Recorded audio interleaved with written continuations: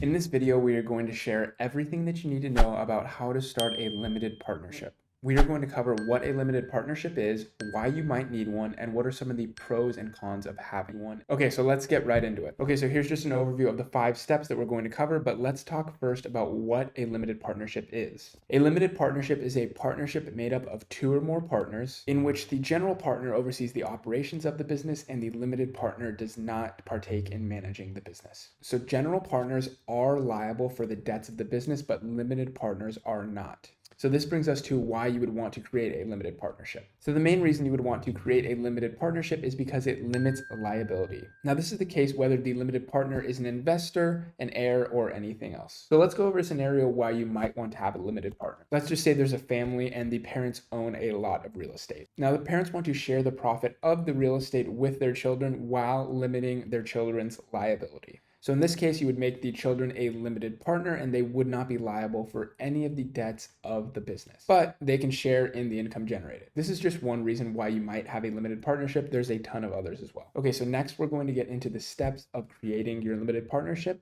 but first let's discuss some of the pros and cons of having a limited partnership. One pro of having a limited partnership is if the entity is sued, then the limited partners are not liable for the debts. So limited partners can definitely lose their investment, but they will not be held liable in a lawsuit. Now, the cons of having a limited partnership are that the general partner is liable for all of the debts of the business. Now, to avoid this, many people create an LLC or a corporation to be the general partner instead of an individual. If you do choose to be an individual for that general partner, then that individual is going to be liable and their personal assets could be taken if in the case that they were sued. So when you're creating a limited partnership, you're going to want to create 2 entities. The first is the limited partnership and the second is the LLC or the corporation that's going to act as the general partner instead of the individual. Okay, so now that we have that covered, let's get right into the steps of how to create a limited partnership. Okay, so the first step here is to register with the Secretary of State. Now to do this, you're going to find the Certificate of Limited Partnership form for your specific state. This will likely be on the Secretary of State website for your individual state. Now this is going to include the limited partner's name, the place of formation, the principal office and mailing address, the names and addresses of each general partner, and the name and address of the limited partner's registered agent. Now if you don't know what a registered agent is, we have a bunch of other videos on the channel that you can check out, but we'll briefly go over that in a second here. Registered agents act as the main form of contact between your business and the government. They handle any legal correspondence, tax forms, and lawsuit information if that were ever to occur.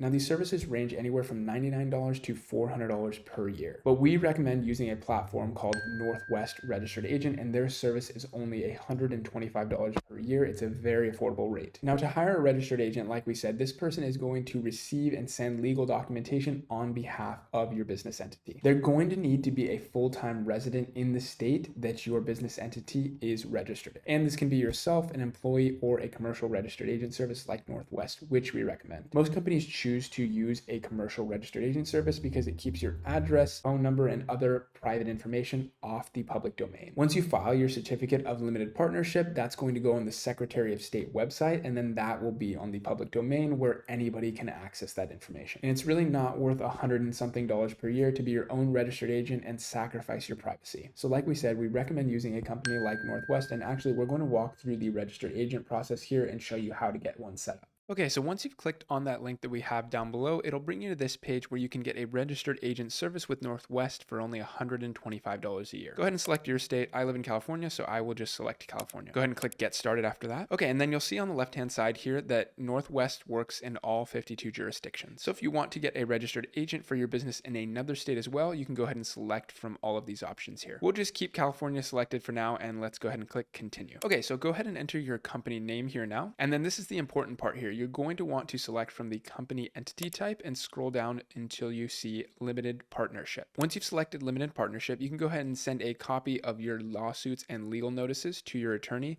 We'll just go ahead and leave that checked off for now. And then the next thing you'll see here is the beneficial ownership information form. We're going to leave that off for now. Go ahead and watch our entire video that we created about this form. We'll leave it linked down below in the description, but we cover everything you need to know about this beneficial ownership information form. It's a new requirement that started January 1st, 2024, and LLC LLCs and C Corps and some other entities are required to file this form. So go ahead and check out that video and you can get more information on that. Okay, so let's go ahead and click continue. Next, go ahead and enter all your contact information here. So I'll enter my name and address here. Once you're finished with that, go ahead and click continue. Go ahead and enter your email address and then click generate password, and that will create a password for your new account. Once you're finished with that, go ahead and click continue. Next, it brings you to the business identity page. Now, this is a free service that Northwest provides to you for 90 days. This includes a domain name free for 1 year, a website hosted by Northwest but owned by you, a business email, and a business phone number. So this is really at no risk to you. You can go ahead and choose to leave it on. Let's just leave it on for now and click continue.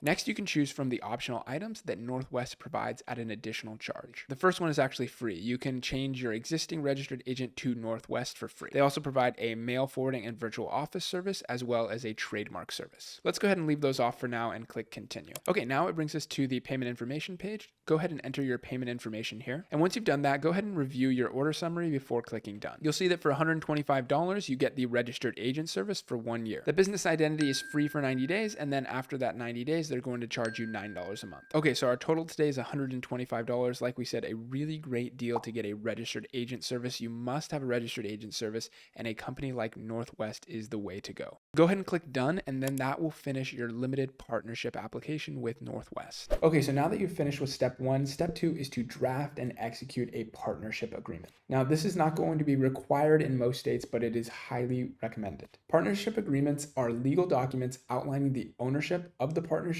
as well as outlining the operating procedures of the partnership. This is going to ensure that all the partners know what to expect, and it's just going to minimize conflict in the future. Okay, step number 3 is to maintain compliance. Now, we won't go into too much detail here, but just know that you're going to have to comply with federal, state, and local regulations. You're going to need to make sure that you acquire all of the permits and licenses for your partnership. And these are just going to vary from state to state. If you're going to sell goods in your state, you will likely need a seller's permit, so be sure to look into this too. And then there's a bunch of other federal and local licenses and regulations that you will need to comply to. Go ahead and pause the video if you want to look into some of these things further, but we won't go into too much detail now. Just note that if you're a first-time entrepreneur, you're probably going to want to seek professional help for this. We really recommend that you do. Step number 4 is going to be to obtain your EIN number. Now, this is also known as a federal tax identification number, and you can just think of this as a social security number for your partnership. This is going to allow the IRS to keep track of your business's tax status. And this EIN number will be required by your state to open a business bank account and to hire employees. Now, these are free of charge from the IRS. You will just have to do it after forming your partnership. And you can apply online or by mail for this. And the last step, step number 5, is to pay your taxes and fees required. Now, this is going to vary depending on the state that you choose. And you'll need to file the limited